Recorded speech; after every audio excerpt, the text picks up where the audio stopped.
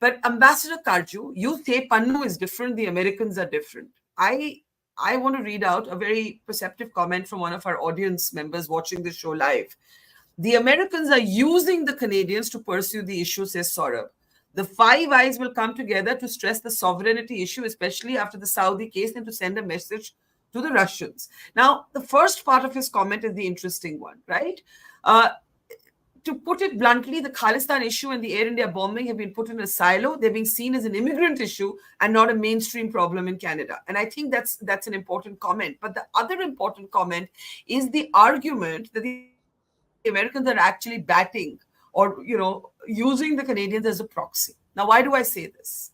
Look at the initial comment that came from the White House spokesperson, basically backing the Canadians. It's only after India informed the Canadians, and this is now public information, that CC1, the RANW agent on deputation from the CRPF, has been arrested. And this has been conveyed just as the Indian inquiry team goes to the Americans, that the White House kind of modified its statement. Something very peculiar is going on here. Like, I don't see the Canadians and the Americans as separate entities, and I don't see Pannu and Nijjar as separate entities. Why do you see them as separate? No, I think you'll have to give me a minute to clarify this. What did Trudeau say today? He said we had intelligence, we did not have hard evidence. There is a fundamental distinction between intelligence and evidence. Evidence is that what you can produce in a court of law, and there are rules of evidence on which basis every country's criminal system does so. Now, the problem with intelligence is that you can't convert it easily into evidence, so therefore you can't produce it in a court of law for prosecution purposes. Strangely enough, what Trudeau was asking the Prime Minister to do way back last year was, please allow us to some kind of jointly investigate your own intelligence system so that we can convert our intelligence into evidence which can be used in a court of law. Now, that's ridiculous. The Americans, on the other hand, were able to get hold of a person.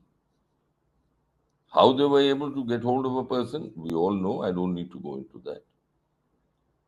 They were able to extradite him, and they were able then to use whatever he said in a court of law. That is the distinction. Now, let me come to one other point, which is significant. The Canadians have 4 Indians in their custody at the moment. They are Indian nationals, and presumably, that's what's been announced, they have arrested them in connection with Nijjar's killing. We don't know as yet, but maybe they've been able to get that some evidence which can help them prosecute, and that is the indication that Trudeau has been giving, that we have enough material to take this matter to court, and he has said that what the police, Canadian police, did right now was to disrupt a certain criminal, quote unquote, activity which was going on, which was necessary for the safety of his citizens.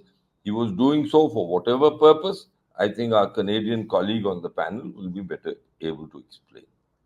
Now, I have argued in my writings that when this matter, if and when this matter goes to court and evidence is produced, then we'll be coming to a bridge that we'll have to then cross.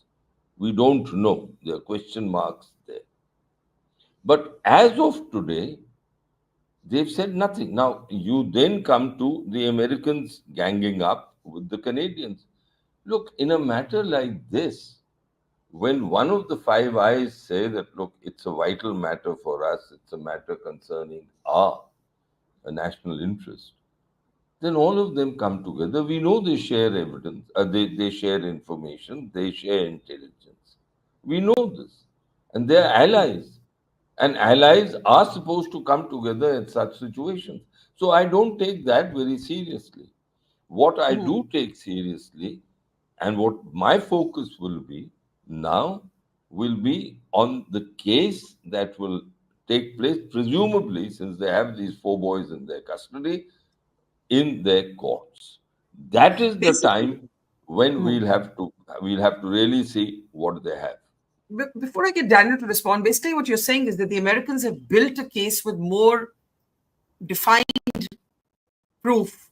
They've actually Right. got somebody in their custody now, who allegedly told an undercover agent to kill Gurupatwan Pannu. That's the case in a nutshell. And that this guy was contracted by so-called CC1, who has now been Look, arrested by the Indians. look, from the newspaper reports, that's all Yeah. that I can go by. This man traveled to a certain European country. He was, why he went there, we don't know. There, he was nabbed with the cooperation of that European country by the Americans. Once they had him, then their intelligence could be converted into evidence. All I'm Please asking is remember, there that is is there? where, I understand, but do you fear that these cases will overlap? That America and Canada will adjudicate on this together? That is my question. no, of course not. Of course not. They are two separate jurisdictions, criminal jurisdictions. They are two separate, uh, if alleged conspiracies, I'm underlining the word alleged conspiracies. So they are two separate matters altogether. Canadian criminal law, I would imagine, is not on all fours with American criminal law. And this man has already been indicted. He's been produced uh, Yeah. in a court of law in America. And in this case, because once they had this man, the Indian government said, we will cooperate.